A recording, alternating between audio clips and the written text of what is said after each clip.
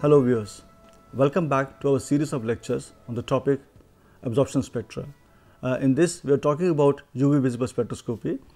In today's session we will talk about two important things here, that is recording of the spectrum, that means how do we record, and then thereafter we will also take up the principle of spectrophotometry, that means how do we put this measurement of spectrum and the kind of spectra we get into use. We will take up certain applications as well in the process.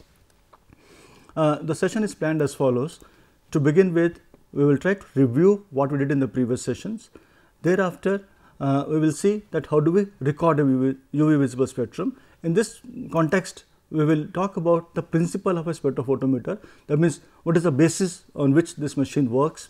Thereafter, we will take up two different types of spectrophotometers and we will talk that how does one record spectrum with these spectrophotometers. Thereafter, we will briefly touch upon the sample handling part of it, that means what kind of sample handling devices are used for the purpose.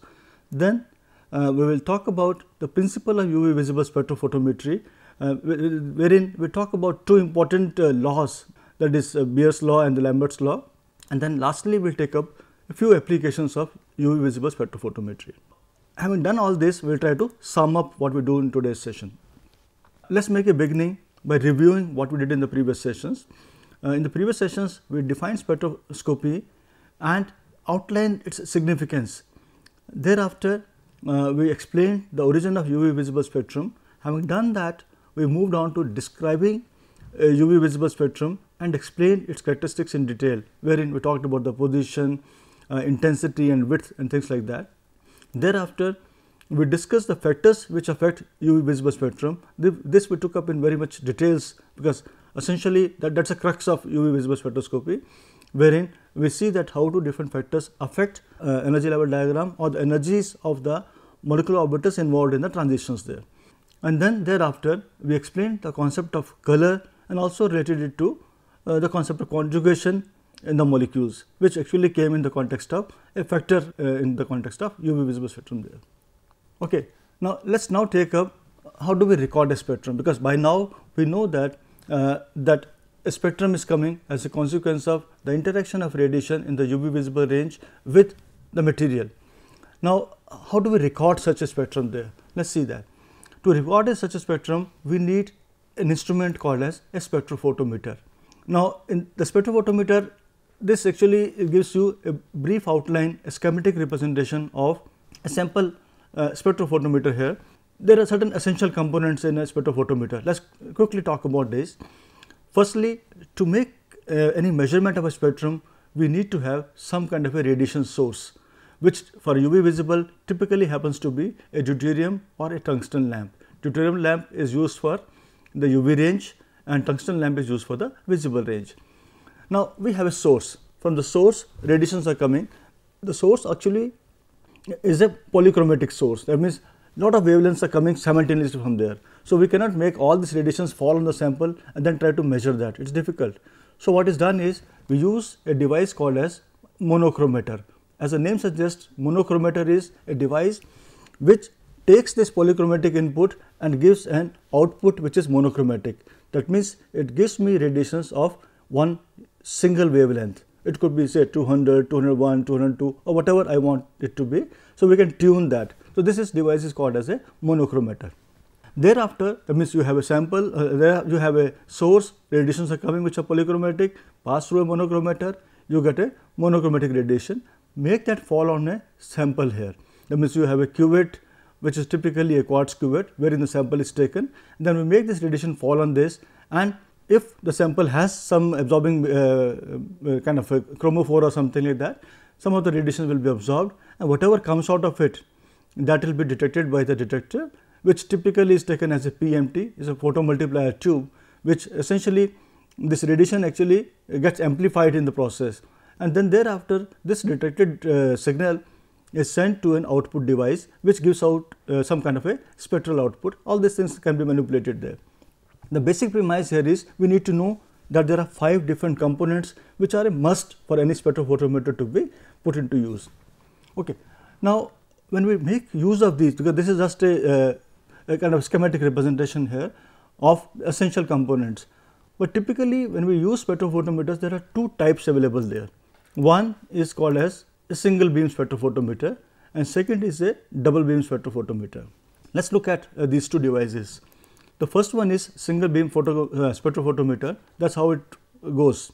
That is, you have a source. Source basically, since we are talking about a UV visible spectrophotometer, so we need to have two sources, because you can't have a single source which can give you radiation right from 200 to 800 nanometers. So, we use, say this will maybe a representation only. It could be a deuterium lamp here, which gives you radiation into 200 to 400 nanometers there. Then we got a tungsten lamp here, which can give you radiation from 400 to 800 nanometers. So, depending on which region we want to make use of, that means suppose I expect the molecule to absorb in the UV range, I will select this particular source or this, as the case may be, or maybe sometimes we can spread over the whole range. So, there is a provision of switching over the two sources there.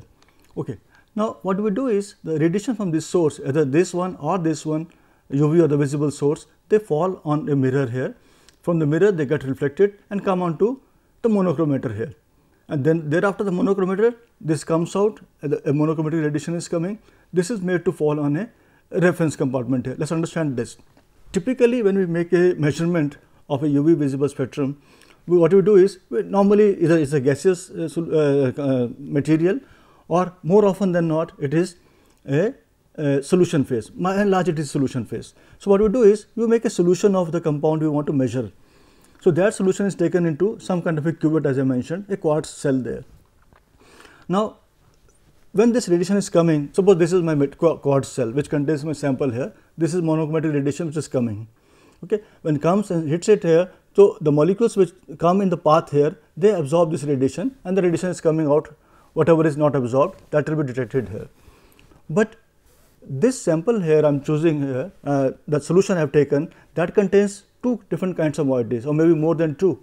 One is the compound of interest which I want to make measurement of, and second is other materials there, maybe solvent itself, or maybe some buffer system is there, or some salts are there, or whatever is there.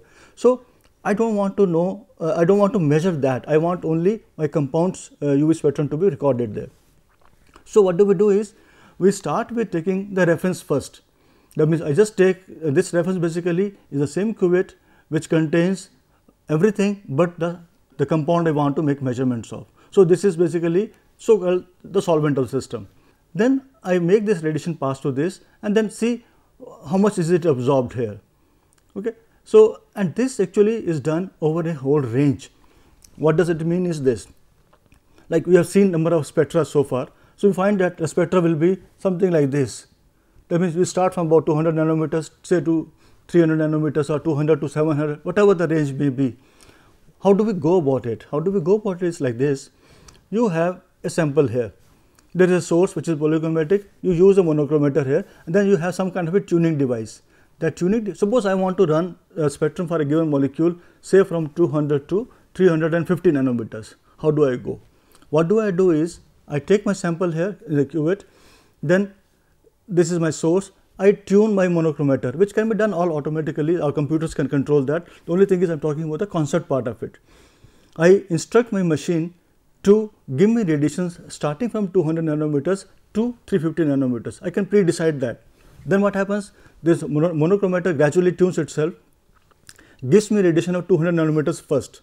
200 nanometers comes, strikes it here, and then whatever is absorbed or not absorbed, it comes out from here, it is detected by the detector, sent for the signal computer there.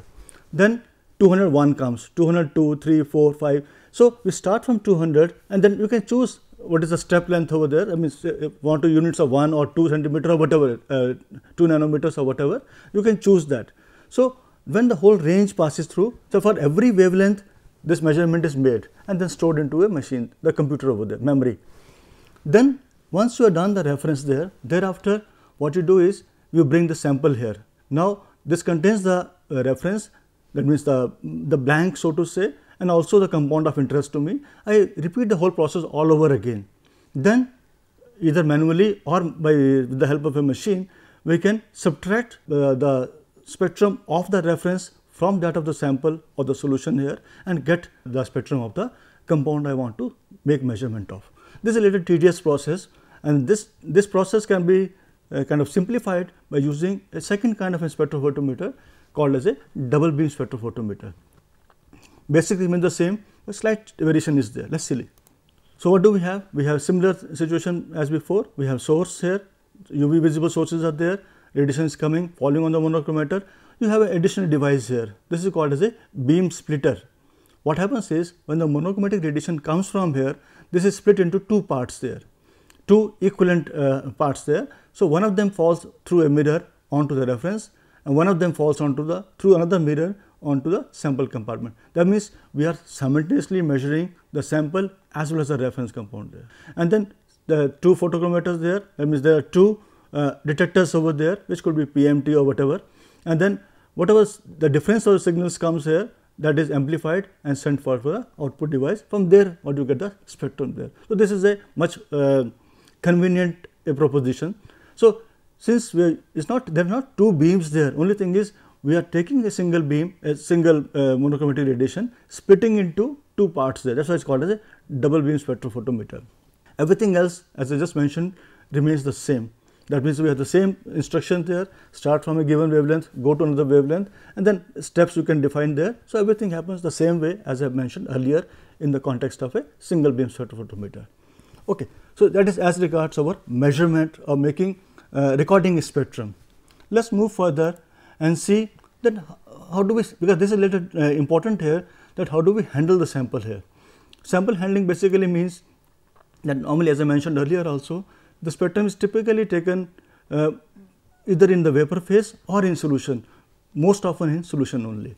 So, when we do that, we need to have some container to hold this, and the container happens to be as I mentioned again before also, that is, we typically take a quartz or a glass cell called as a cuvette. Now, quartz is most often used, glass also can be used if I am making measurements in the visible range, because glass is not that good a material to use. Quartz is the one, and it is a little expensive, but it is more often than not we use quartz. And these cuvettes come in different shapes. There could be different path lengths, because what happens is the two of the faces, because suppose I look at this cuvette here. So, there are four faces there, 1, 2 and 2 behind this. So, any two opposite faces will be opaque, and then 2 will be transparent there. So, one that which are transparent will be used for making measurements there. So, that means, and then what happens is this cuvette have come in different thickness or the path lengths. Suppose I got a cuvette this thick, maybe it is 1 centimeter, I can have double the thickness, or maybe I have a half a centimeter, or even 1 millimeter or 0.1 millimeter, all of them are possible there. So, depending on what is your sample size, because suppose I am using a bigger cuvette, I need more material for that. So, all kind of variations are possible. You can even make a continuous measurement here, you can make the sample get in there and come out of it here. So, as a function of time also we can make measurements there. So, but as I will restate there that glass cuvettes cannot be used for UV range. Maybe for visible we can think of using it, but for UV range, because glass absorbs in UV range, so we will not be getting a good spectrum there. Okay. So, that is as regards our sample handling. Now, another thing which you have to keep in mind is the choice of solvent there, because when you are making a solution, what we want is, we want to know the spectrum of the material of interest to me, and not the other materials, other things over there. If I take a solvent, and now suppose because solvent will always be in bulk, because when typically we use very dilute solutions there. If you got a dilute solution, the concentration, the amount of the substance in question is very small, the solvent is very large.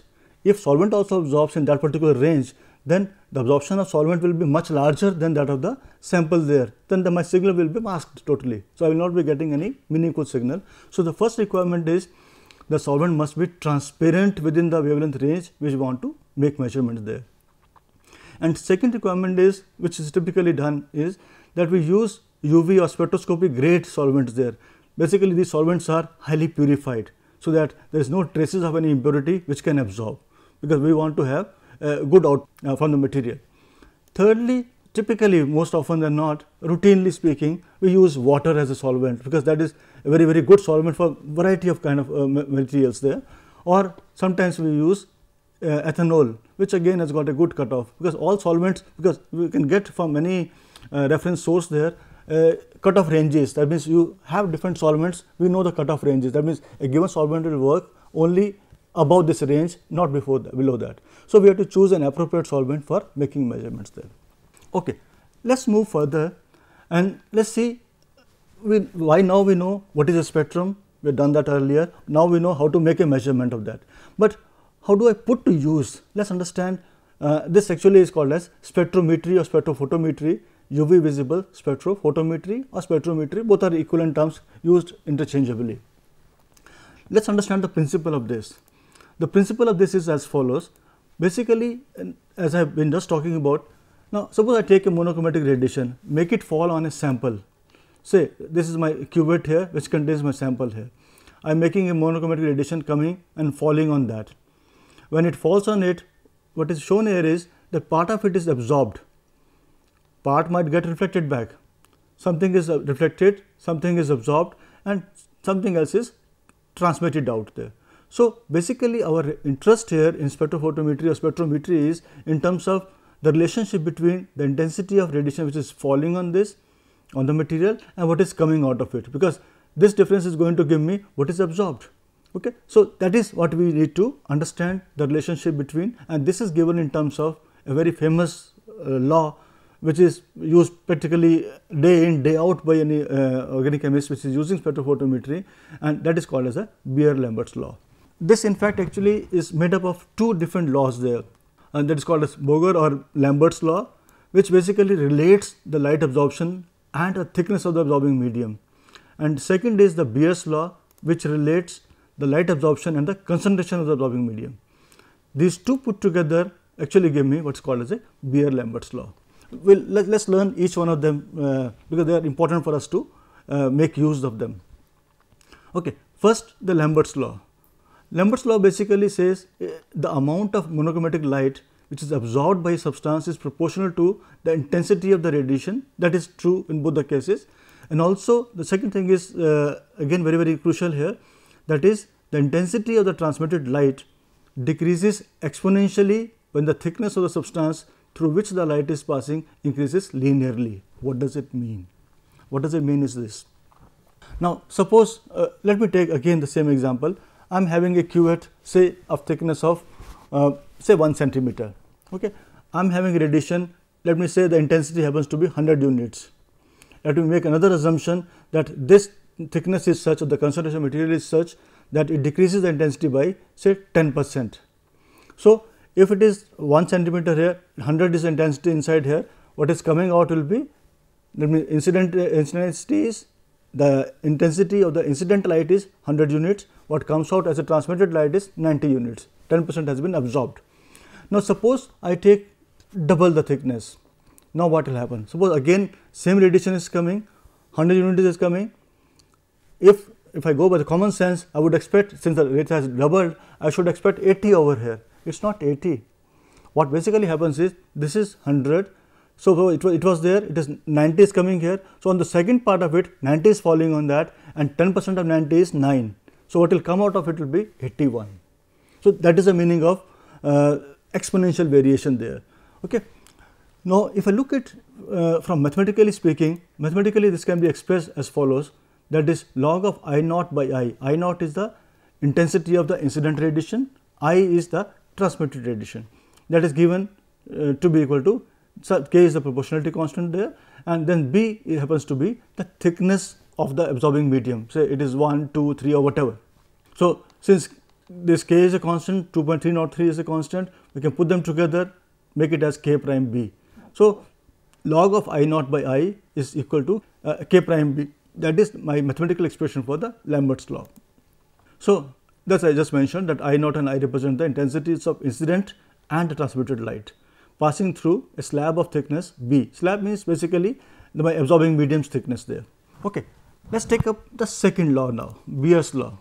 As I mentioned earlier, Beer's law basically concerns the dependence of intensity of transmitted light on the concentration of the solution there. What does it mean? That means, if I take my absorbing medium is this, say 1 centimeter, 100 is coming there. Suppose I take my solution is say 0.1 molar, and suppose 100 unit is the intensity coming there. Let me say again, let me assume 10% is absorbed. So, I get 90 here. Okay. Now, suppose I increase my intensity remains the same, I increase the concentration, then the radiation which is coming out will be lesser, and that will be determined by the concentration. Because what will happen is, if I increase the concentration, suppose I had certain concentration, so in this path where the radiation is going to pass through this, there will be certain number of molecules which will come in the path of it, they are the possibility of absorbing radiation. Suppose I increase the concentration, there will be more molecules which can come in the path, and there will be more absorption there. And mathematically speaking, this is given by a similar expression there, that is log of I naught by I to be equal to K double prime 2.303 C. C is the concentration here for me. So, this is another constant here. So, these are the things we all know of, that I naught is the intensity of incident light, I of transmitted light, K prime is a K double prime is a constant, C is the concentration. Now, let us go further and see, if I combine the two laws, what do I get? Mathematically speaking, because on the left hand side on both the expressions, we remember we had log of I naught by I, that's a relationship between I naught, that is incident radiation intensity, and that of the transmitted radiation. So, combine the two laws, the expression comes out to be log of I naught by I to be equal to ABC, simple to remember. Now, what is this ABC? Let us understand. B we know is the thickness of the medium. What is the size of the cuvette I am taking? C is the concentration, we will talk about that also, what are the units for that, and then A is called as absorptivity. So, A is a constant of proportionality now, which is basically made up of K prime, K double prime 2.303 into 2.303, or put together is one constant called as absorptivity. B is the thickness of the medium and C is the concentration. Now, if the concentration is taken in terms of gram per decimeter cube, which is normally used by the biochemists there, and B we take in terms of centimeter, normally it is centimeter only, and then A will have the units of centimeter inverse, gram inverse, decimeter cube, and this is called as absorptivity. But more often than not, what we do is we try to use the concentration in terms of mole per decimeter cube, because that is more convenient and more appropriate to make use of, and B we continue to use in centimeters there. When we do that, then what happens is, this absorptivity is now called as molar absorptivity, and that is very important there. Earlier it used to be called as molar extinction coefficient and things like that. Those terms are obsolete now. We have to use a term called as absorptivity and molar absorptivity, and this is expressed as epsilon and has the units of centimeter inverse, mole inverse, decimeter cube. Okay. So, that is very important. One has to understand that what is the unit of concentration you are taking. Accordingly, we will be talking about absorptivity or molar absorptivity. So, in the light of these, our expression for Lambert-Beer law, or Beer-Lambert law as it is called, becomes that log of I naught by I to be equal to epsilon BC. So, this is for the epsilon basically refers to molar absorptivity there. Now, let us go a little further, but before you go further, let us make another important statement here, that this molar absorptivity is a characteristic property of the compound and is not affected by the concentration or length of the path, light path, that means the thickness of the medium there. So, this is very important. So, it is intrinsic to the species being determined over there. Okay. There are a few more terms which you have to take note of. This term, the left hand side of the things which have been expression we have been talking so far, log of I naught by I is actually called as absorbance and given a symbol as A. If it is put like this, our expression now becomes A is equal to, that is what the definition of it is there, A is equal to log of I naught by I, and if I put it over here, our expression now becomes A is equal to ABC or epsilon BC. Let it clear, A is the capital here, on absorbance is capital A, absorptivity is small a, B is the thickness, C is the concentration, or epsilon is the molar extension coefficient, molar absorptivity, not extension coefficient, that term is obsolete now. Now, there are a few more terms which you have to take note of. One happens to be transmittance. It is a fraction of the incident radiation that is transmitted by the absorbing medium. So far we were talking about what is absorbed. Now we are talking about what is not absorbed but transmitted out, and that actually is given by the ratio of I to I naught. I is the transmitted intensity and I naught is the incident intensity. Okay. Now, second term is percentage transmittance, which basically is percentage T. We just take the fraction, that the percentage T will be I by I naught multiplied by 100%. This is a fraction here, we just make the fraction as a whole number, we just multiply by 100, so we get a number which is easier to talk about. So, percentage transmittance is used very often. Now, let us see that is how absorbance, that is A and T, are related. So, A is equal to minus of log T. This again will be a useful expression when we do some kind of problems on that. Okay. Let us move further and take up a few applications of Beer-Lambert law or applications of UV visible spectrophotometry or spectroscopy or spectrometry, whatever you want to call them as. So, there are very, very pertinent and important applications. I will be just giving a few of them. One typical one, the most common one, which is basically an application of Beer-Lambert law, to be more specific, is determination of concentration. Let me take a simple problem here. Now, beta carotene gives an absorption maxima at 494 nanometers. The molar absorptivity is found to be 5.88 in terms of 4. That is, I have not given the units here. It should have been there.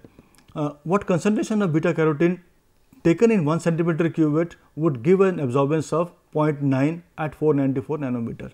So, basically this is a very simple application of the formula. So, we know that A, that is absorbance, is equal to epsilon BC, and what you are given is, we know the value of A, we are given it to be 0.9, epsilon has been given to us, this is not E, this is epsilon here, and B also is given to us as a thickness. So, the concentration can be computed by simple substitution there, that is 0.9, you just substitute that, you get expression to be, this is the concentration here. So, we see that this is a very, very convenient formulation which can be made use of to determine the concentration of species if you know the epsilon. That is, if you know the molar absorptivity, we can find the concentration. Suppose we want the concentration known to you, you can even find the molar absorptivity. Let us see that. Now, I am taking a small problem again. Say 0.04 molar solution of isoprene is taken in a cuvette of 1 centimeter path length, and it showed an absorbance of 0.8. Compute its molar absorptivity. Okay, this again is a very simple problem wherein we are going to use the Lambert-Beer law expression and just have to rearrange the expression there. So, we know that A is equal to epsilon BC. We rearrange that, you get epsilon on the left hand side to be equal to absorbance by BC. Make substitutions there simply, because absorbance is given to be 0.8, and then B and C, B is given to be 1 centimeter, C is given to us as 0.04 molar. We make substitution, we get it to be equal to 20,000 mole inverse decimeter cube. We see that these two are very simple applications of Beer-Lambert law or Lambert-Beer law, because both of the terms are used there. Some people call it as Beer-Lambert law, some call it as Lambert-Beer law. Okay. Let me quickly take up two more applications. That is, one is measuring rate of a reaction. Now, how do we make use of UV spectrophotometry in measuring rates of reaction is, the possibility is there if it so happens that one of the reactants or the products that absorbs UV or visible light selectively at a wavelength in which other reactants do not absorb, or either their absorbance happens to be very, very small. If that happens to be so, then we can definitely make use of this tool to follow the kinetics of the reaction there. One simple example is kind of removal of a proton from this carbon here in the nitroethane by hydroxyl ions there. Now, this reaction, actually this molecule happens to be the product which is coming out is absorbs, this does not. So, what we do is this absorbs at about 248 nanometers. So, what we do? We start measuring absorbance or at 248 nanometers as a function of time. We do that, so we find that absorbance will keep on increasing, because this basically gives me a direct measure of the concentration of this species being formed. That basically is the domain of kinetics. Essentially, the basic data in any kinetic experiment is the concentration versus time. So, this gives me a measure of, because we know that Beer-Lambert law tells me that absorbance is directly proportional to the concentration if we know the epsilon and B. So, I make use of that fact here and try to measure the absorbance as a function of time. So, this curve gives me the basic kinetic data which I can make use of to determine the other parameters from there. That is one application. Another application could be determination of pKa. This also is used very often, and the requirements here are, that is, because typically in case of pKa you have some compound there which ionizes. So, there is an acidic form, there is a basic form there. That means, if you take a material there, it has an acidic form, you add base to that, you get this ionized there. So, either the basic form is colored or the acidic form is colored. If one of them happens to be colored, we can comfortably make use of this technique. Or it so happens that this acidic form and the basic form, they absorb, both of them absorb, but they absorb at very, very different wavelengths, so that there is no interference. Then also we can make use of this. So this technique is used very often to determine the pKa in such cases there. Now let's take the example of determination of pKa of methyl red as indicator. Now what you find is that methyl red in the acidic form is red, in the basic form it is yellow, and the spectra of the two forms are distinctly different there. So acidic form and the basic form, they absorb at different wavelengths, so we can comfortably make use of spectrophotometry to determine the pKa there. What basically is done is, you take the indicator this methyl red at a given pH and try to find out the absorbance at two different, because one of them happens to be for the acidic, this is the pKa, this is the absorbance maxima or the spectrum for the acidic form, this is for the basic form here. So what we do is, say I take a solution here of methyl red at a given pH, make measurement at this lambda max and also at this lambda max. So both of them will give me that contributions of each one of them. I vary the pH, we will find that one of the component is decreasing, other component is increasing. So we keep doing that. That means we take the mixture at different pH values and make measurements at these two lambda max values, one for the acidic form, one for the basic form, and then process the data to get the value of pKa. So that is a very simple but very, very useful application of spectrophotometry. Let us take another application there, that is thermal melting of DNA. This is a very, very interesting application. What basically is done is, let us understand, we all know that DNA is a double helical molecule, and if I heat a sample of DNA, suppose I take a solution of DNA and heat it. When I heat it, this DNA, the double helix, is held together by hydrogen bonds between the bases there. So when I heat it, these hydrogen bonds break and the DNA unwinds and separates out. That means the double helix opens up into two single strands there. When that happens, this process of opening up is accompanied by hyperchromism. You remember hyperchromism was when some factor which increases the absorbance there. So in this case what happens is, when these DNA strands, when they unwind, so there is a increase in the absorbance over there, hyperchromism comes into play, and this process occurs at a characteristic temperature for a DNA sample under given conditions. Let's look at this picture here. This is basically also called as a denaturation. So we have a double helical DNA. When you heat it, this opens up into two different strands, single strands over there. What you find is that when this happens, so actually what happens is, when the DNA is formed, these base pairs, they stack. When they stack, the hypochromism comes into picture. When they unwind, that stacking interaction is lost, and what happens is, we get hyperchromism, and that actually can be used in the following way. So what you do is, you take a sample of DNA, measure its absorbance there, start heating it at a constant rate. Say this is the 75, 76, you can keep on increasing temperature. So we find that as temperature increases, DNA starts unwinding and the absorbance keeps on increasing, and you get a very smooth, beautiful curve over there. So I am showing you here two curves there. So one is, say, Tm here, say this may be Tm1, Tm2. So the value of Tm, this is having certain value here, this is much larger than that. So this magnitude, the value of this Tm, that depends on the composition of DNA, because if the DNA contains more of GC base pairs, it will have a higher Tm value. So this gives you indication about the nature or the composition of DNA as well. Okay. Now let's sum up what we have done today. What we have done today is, we reviewed the contents of the previous sessions. Thereafter, we explained the principle of a spectrophotometer. That means we talked about the basic components which are essential for a spectrophotometer to be put to use. And then we talked about two different types of spectrophotometers, that is a single beam and double beam spectrophotometer. Thereafter, we took up the principle of UV visible spectrophotometry, wherein we talked about the Beer law and the Lambert's law and Beer-Lambert law, and then thereafter we took up important applications of UV visible spectrophotometry. In the next session, we will take up the correlation between structure and the spectra. That means how do we correlate the lambda max of a given molecule and the structural components of that, what is the chromophore, other substituents on that. So, we will see the effect of substituents on the lambda max in a qualitative way. We will see that this gives us a very important predictive tool. We can use this kind of a data to even predict the lambda max for a given compound which we are trying to make over there. Thank you.